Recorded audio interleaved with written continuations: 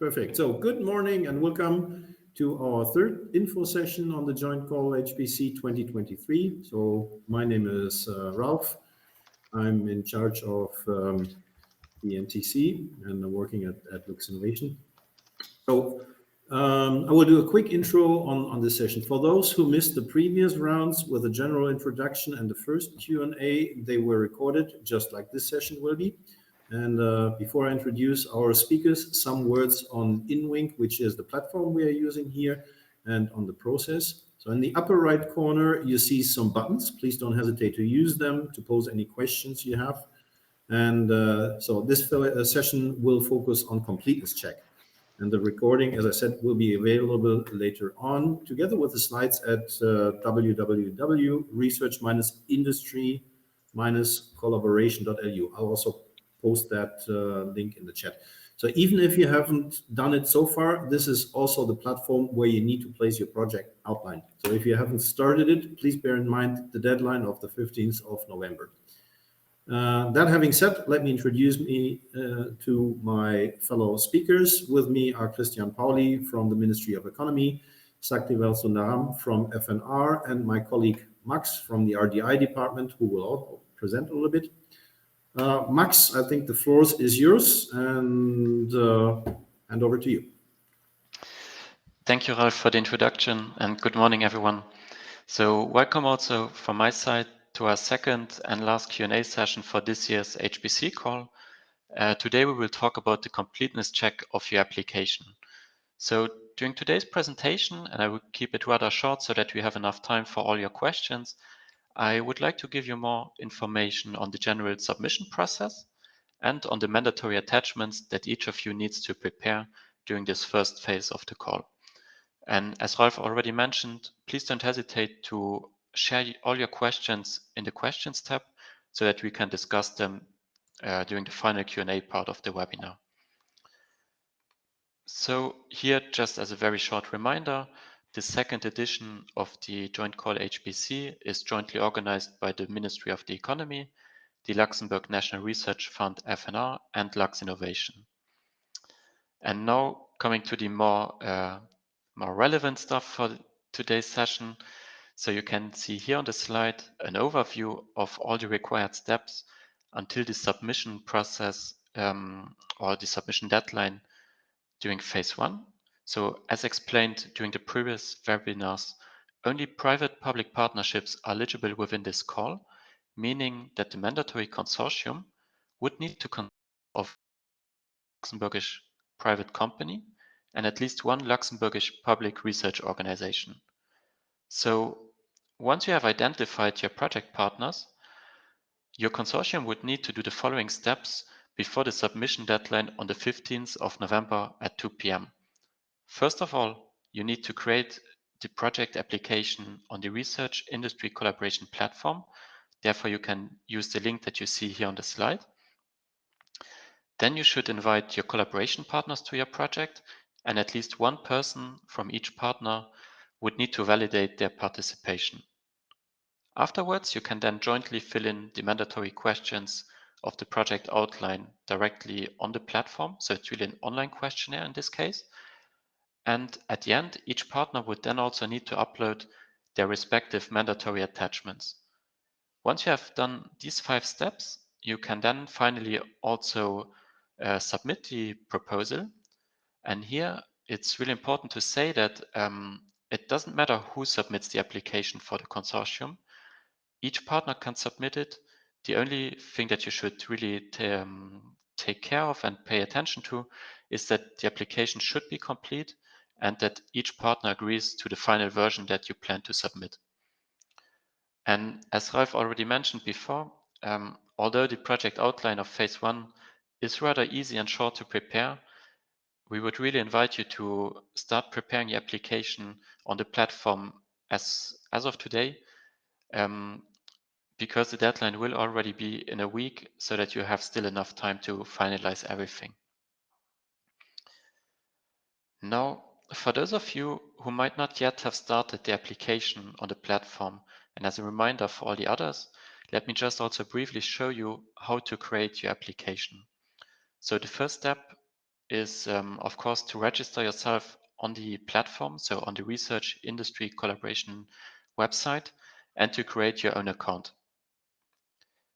Once you have created your own account, you can then go to the website of the Joint Call HPC 2023, where you can find further information on the call, as well as the official call text.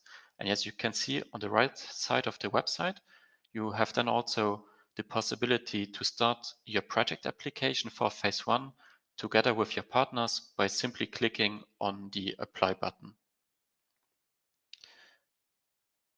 So once you have started the project outline application on the platform, you will then get the possibility to jointly prepare all the questions and answers together with your partners.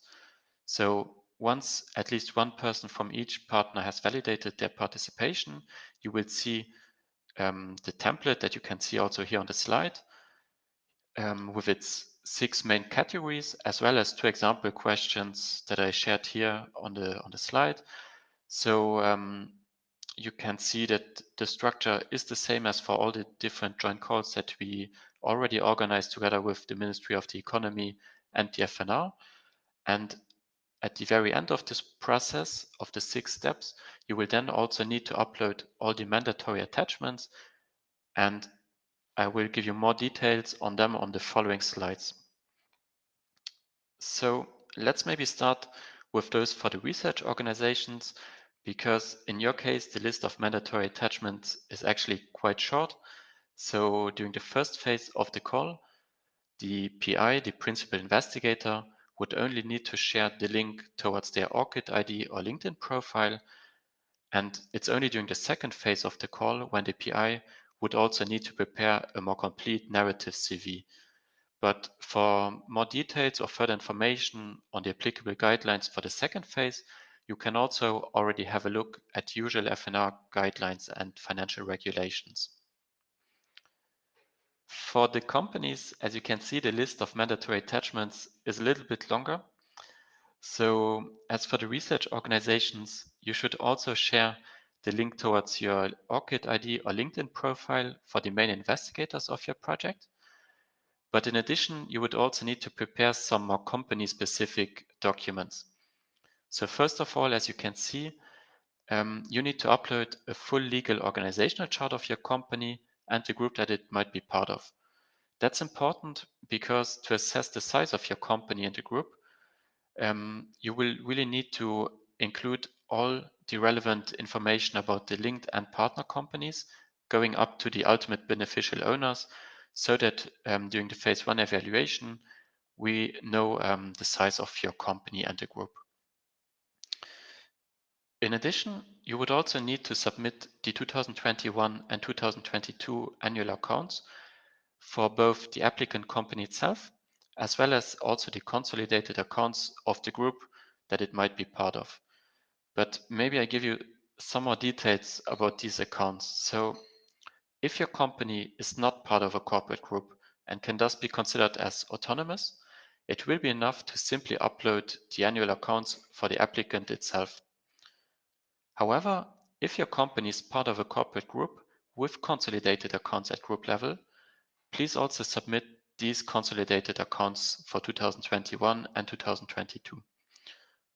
On the other hand, if your company is part of a corporate group, but you don't have consolidated accounts available, please, in this case, please submit all the annual accounts for your linked companies. And finally, as explained in more detail during the previous webinar, if your company, so the applicant company or the group that it might be part of, have lost more than 50% of their subscribed share capital plus share premium, for instance, due to accumulated losses, in this case, they would need to be considered as an undertaking in difficulty. And here you should then also submit some supporting documents to demonstrate that you are already in the process of resolving this issue, for example, to a recapitalization of the company. And last but not least, all companies are also requested to submit a cash flow forecast to demonstrate their liquidity over the project duration and also the ability to co-fund the project costs. So while startups that are younger than 3 years would need to prepare a more detailed cash flow, all the other companies, so SMEs, also larger companies, they can also prepare a simplified version with less details. And of course, to support your assumptions, you can, of course, also share all additional details and documents that you want directly also in the cash flow. Maybe you can add an additional tab to share some further information with us. And just as a reminder, because we also got the question quite often by email, we put at your disposal 2 templates. So one simplified version and one detailed version within the attachment section of your project. So also on the platform.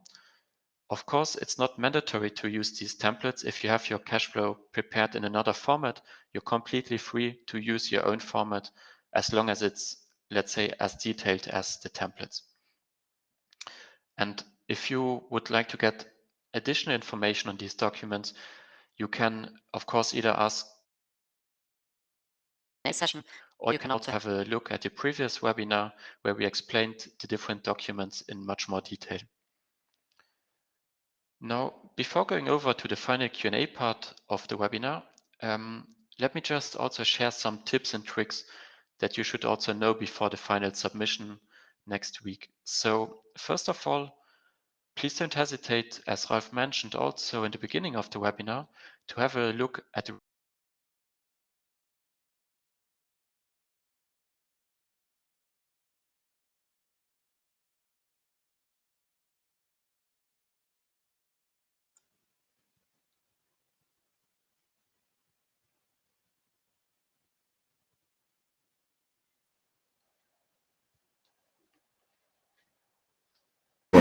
This time and date, it will disappear. Okay. Sorry, I was kicked out of the presentation. Let me just share the slides again.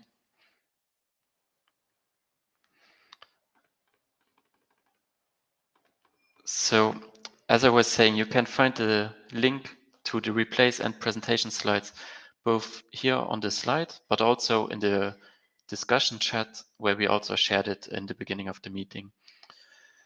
Now, in addition, you can also, of course, regularly check the FAQ section on the platform where we gathered the most relevant questions that we received during the webinars and also by email. And so what should you do next? Well, I guess ideally, your next step should now be to finalize and submit your project outline and the mandatory attachments before the final deadline on the 15th of November at 2 p.m. And as I mentioned before, this should be done completely online, and any partner can submit for the whole consortium once the application is complete. The only thing that you should pay attention to is, of course, that everyone agrees with the final version and that everyone has uploaded all the relevant attachments. And with that said, I would like to hand over again to Ralph for the final Q&A part of the webinar. And I would like to thank you all for your attention, and I wish you all the best for the final preparation of the project outline. Okay, so I'm taking over. I don't know, Max, if you can read the questions also. If you want, you can read them.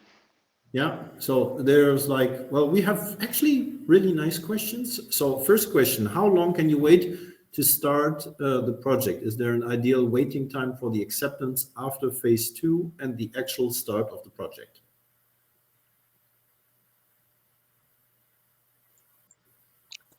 Well, maybe I can answer these questions. This question.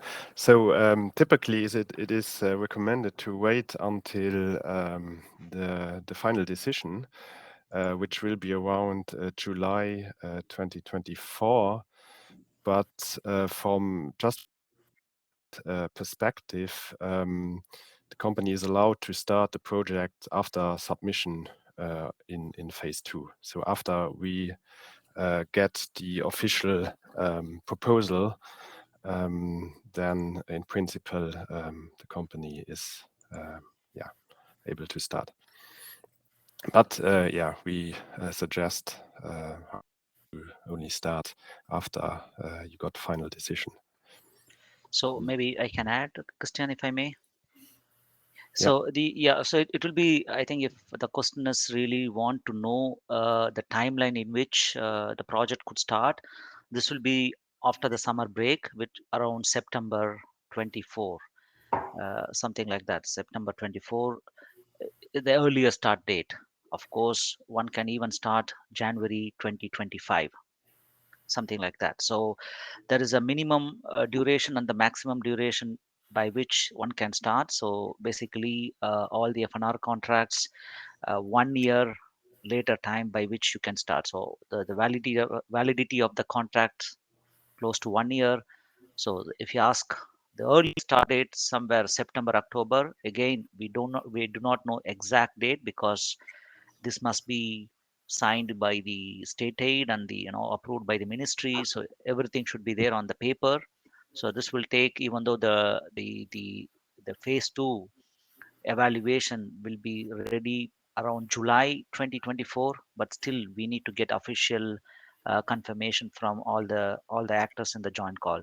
So the earliest start can be around September, October, or plus until 1 year.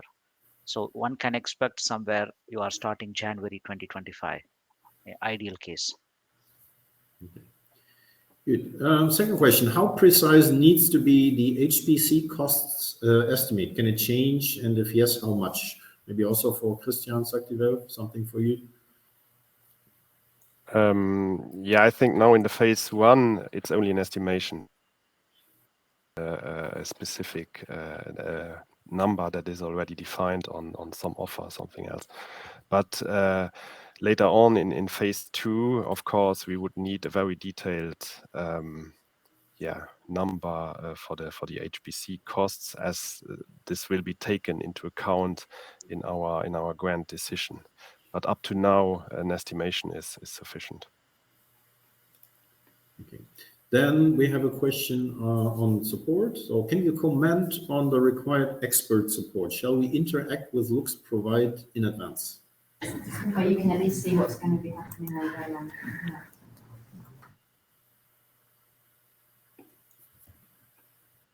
Take that too. So yeah, in principle, of course, it is recommended that if you later on also need support in the project, you should already discuss this with Lux Provide if you want to use Meluxina, or with any other provider that you choose.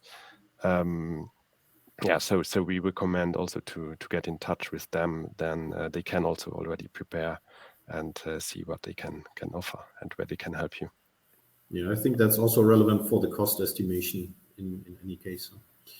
Then we have HPC compatibility of the software. Can we implement it for some tools, e.g. parallelize the execution?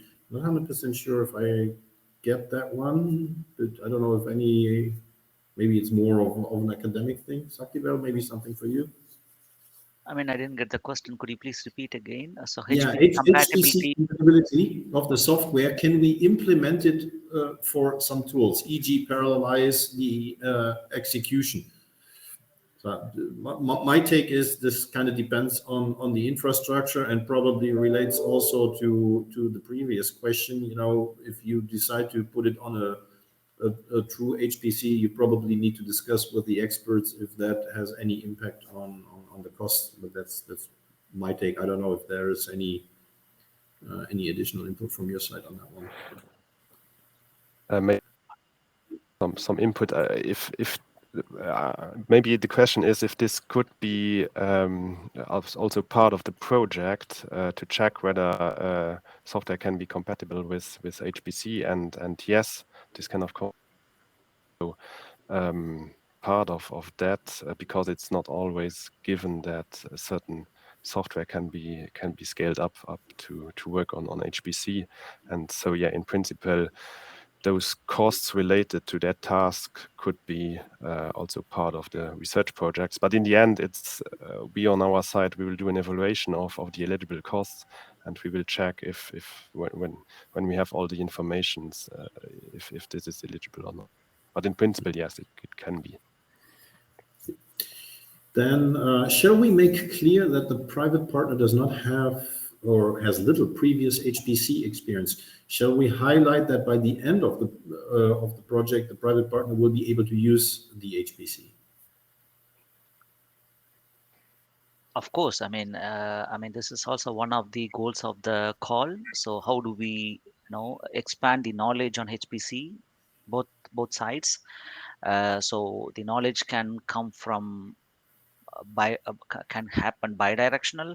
So of course, you can highlight later part of the project that the private partner acquired the HPC knowledge course of the project for sure. I mean, I don't see, I see it as a comment rather than a question here.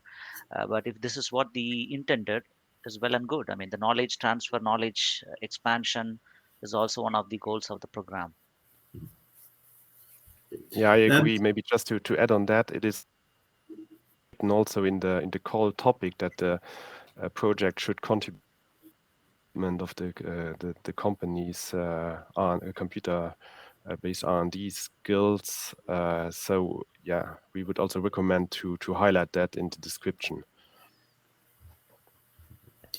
Then is there a limit to the amount of the budget that can be allocated to subcontracting either for the private partner or the public one? So in general, the public ones max 35% of the total project cost. So subcontracting cannot go beyond 35%. So if this is 400K, so 35% of 400K is the maximum limit to the subcontracting. And of course, they can refer the financial guidelines, the FNR financial guidelines. But the only difference with the regular project and this one, there the HPC usage, we ask justification, but here it's opening the door. I mean, meaning there won't be too much of scrutiny whether what are all these steps to be followed as a process. But here the objective is the intended research is utilizing, exploiting the the infrastructure that we have. So I think if one respects that it is within the 35% of the subcontracting, then that's fine. I mean, this is well within the financial regulation. And but the idea is how we use the existing infrastructure. So this means uh, uh, this particular call provides more advantages than the other programs where you also distribute costs for different other reasons. But here, of course, the whole 35% of the subcontracting can go to HPC, for example. So yeah, if I don't know if this is answers the questions, but there is a limitation for the subcontracting from the public institution side. Yeah. For the private companies, so in principle, we don't give any hard number, but it is clear that subcontracting should be within the company itself and not on the side of a subcontractor. So yes, subcontracting is possible up to, let's say, 30-40% maximum. But then on the other hand, of course, most of the activities should be done on the side of the company itself. Then and where shall the cost for the HPC be allocated in the project cost section? Maybe I can take that question. So you should indicate it within the subcontracting category, as it's external costs probably to your company or the research institute. Okay. Why is the voice equipment absent from the project costs for the private partner?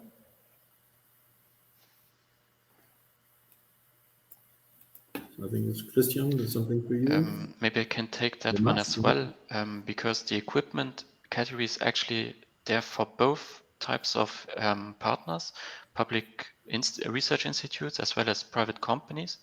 The only category that does only apply to research institutes is about other costs. So I don't get the question, to be honest. Okay, so it's a joint section then, which is eligible for both because it's a joint call. Okay, is there, well, maybe that is also then relating to the next question. Is there an ideal way of sharing the costs of the HPC between the private and the public partner? Maybe I can start, then Christian can complement. See, in fact, I mean, different joint calls work differently. So in this one, the 400K is what the public research institution will get. But if you take another program, maybe it's not the 400K, maybe more. Because why I'm starting from there, that boils down to how much you can spend from the public research organization for the HPC. Since the cost compared to other joint calls, I won't say this is too much money, the 400K. It is really less. In that sense, if the company going to bear most of the HPC cost, this is also one case. But of course, again, if you see you have less human resources in the public research organization, and you have a room to accommodate the HPC cost, this is also possible. So that's where there is no static rule for such things. But only rule is the subcontracting has a limitation from the public research organization. But in any case, it's the consortium decides what is the best distribution. But as a hint from FNR side, since the 400K can be a little money, it's not big money compared to core program like core, where you have a 700K, 800K, or other joint calls where you have more budget. So the hint is you can utilize from the allocated funding from the MECO. That's where I said Christian can complement on that, but there is no rule as such. But of course, again, if the public research organization is going to have only one resource or a very less number of human resource, then you are left with money, and there, of course, you can also utilize the funding from FNR, which is of course up to 35% of the subcontracting. Yeah, not much to add on this. I think in the end, it's a decision of the, and yeah, they should agree on how they want to. The overall budget will be in charge of the HPC costs is in the end then a joint decision, and yeah, we have no specific rule on this. Okay, so we have currently two more questions. In the project cost section, there are some circles with question marks, which I suppose are there to provide further information, but they do not seem to work. Maybe I can take that one as it's platform related. So indeed, we are aware of this technical issue. It should be resolved by now, to be honest. So maybe if you can have another look after the webinar, it should already be resolved. That said, you are not missing any important information by these question marks. They are only relevant for the staff costs, so that the companies know how to calculate them for the company, and same for the research institutes, and those should be indicated, and the same for the overheads to know how you should calculate them and estimate them during the first phase. But if you have any IT issues, please don't hesitate also to send us an email after the webinar so that we can really investigate it on a case-by-case basis together with you and resolve it.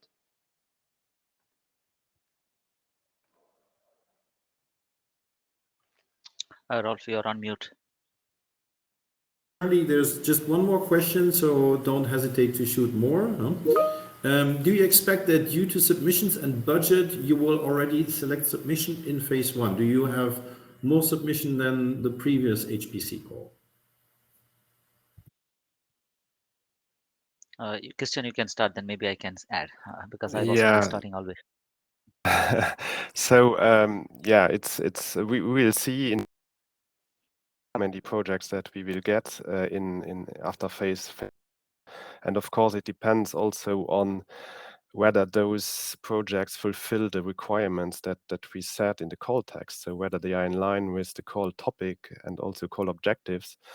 And then, of course, it depends also on the budget that will be allocated, whether we do already a pre-selection or not. I think it's important to mention that this is a competitive call for projects, and of course, yeah, we will after phase one already our decision on like innovation, quality, whether all the call topics are fulfilled.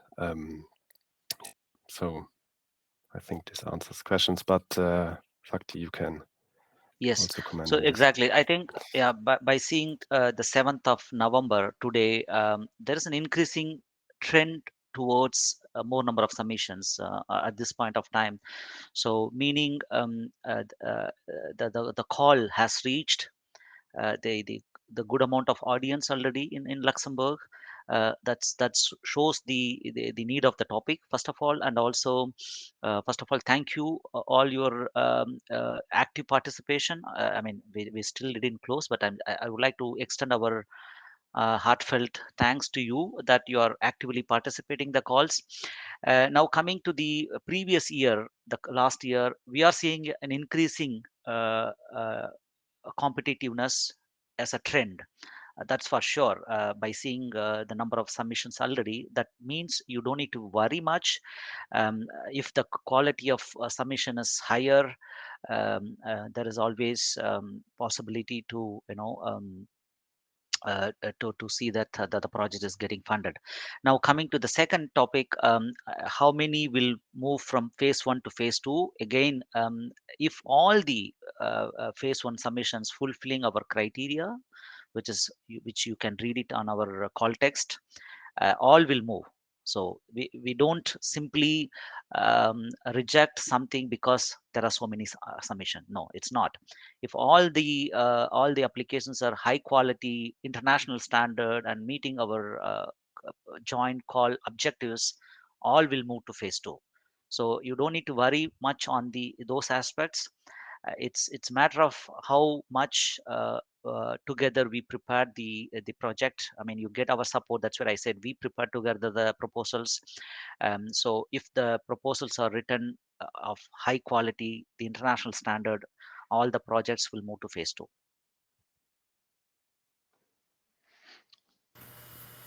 Max, there are some more questions. Yeah, thank you. Thank you, Saktivel. Indeed, there are some additional questions in the questions tab.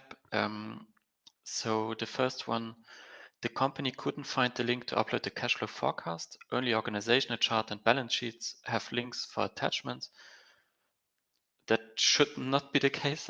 Then this is really an IT issue. And here I would also suggest that you can send us an email, maybe also with a screenshot of the issue that you have, so that we can investigate it with the IT team in the backend. Usually, or not usually, but in principle, the cash flow forecast should also be, or you should be able to upload it directly beneath the balance sheet and annual accounts. If that should not be the case, really send us an email and we will have a look at it together so that you can upload everything as it should be. The second question is in terms of the HPC costs, because both company and research institutes need to use HPC, how to split the HPC costs. So I think we already addressed that question before. If you want to get some additional details, please don't hesitate to state it in the questions tab as well. Then we got some additional questions. How can both parties confirm the agreement? Is there a button for that on the platform? So I guess that by agreement, you mean the final submission. So indeed, once you have replied to all the questions, once each partner has uploaded all the mandatory attachments, one of you can press the submit button. And you will also see that once you once you click on next, you get to the submission phase where you will have a short summary, an overview of the attachments that you added, indicating that you have replied to all the questions, and then you are allowed to submit for the whole consortium. And I think that also should already be part of the reply to the second question. If it turns out that a document is missing after the deadline, will the consortium be contacted to hand in the missing file, or will the project be automatically declassified? So from a practical point of view, if your application is incomplete because you either did not reply to one of the questions or one of the mandatory attachments is not added, you will not be, it will technically not be possible to submit, so that you will really also or only be allowed to submit once everything is there. So I hope that answered these questions. I see that there's something in the questions tab, in the discussion tab. How much can the budget change from phase 1 to phase 2? Maybe Christian Saktivel, do you want to take that? Yeah. I mean, yeah, please go ahead, Christian. Just a short answer on this. So I think there's no number on this. So I think you should just give a plausible estimation of the budget, and if this changes later on due to some additional costs that pop up, so this is not a problem. You just have to be in mind that from the Avanar side, the maximum aid amount is 400,000 euro, and from our side is 700,000 euros. So yeah, and you should look to stay into that into that frame. Yeah, so I completely agree. I mean, I think the phase 1, whatever you put, but later you realize, I mean, something needs to be fine tuned or added or removed. I mean, of course, what is important is the phase 2, whatever you are going to submit in the phase 2. But of course, we are asking this information in phase 1 to understand the project as a first step. So what will be the forecasted cost? But of course, there is a flexibility for sure, but at the same time, it's better to get the estimation as close as to the phase 2. I mean, it's not that too much deviation, then it's very difficult to handle it also in the phase 2. And then I see just one last question. Can the proposal be edited after the submission but before the deadline? Unfortunately not. So once you submit, your application cannot be edited anymore. However, if by any bad luck you submit the application and you see that something very essential is missing, you can also send us an email so that we can reopen the submission file for you. That said, you should of course try to avoid that and prepare everything so that you can submit it in the best possible way. Otherwise, I don't know for you, but I don't see any other questions. So maybe, do you want to share something else with the applicants now, a week before the deadline, or anything that we did not mention so far during the webinar maybe?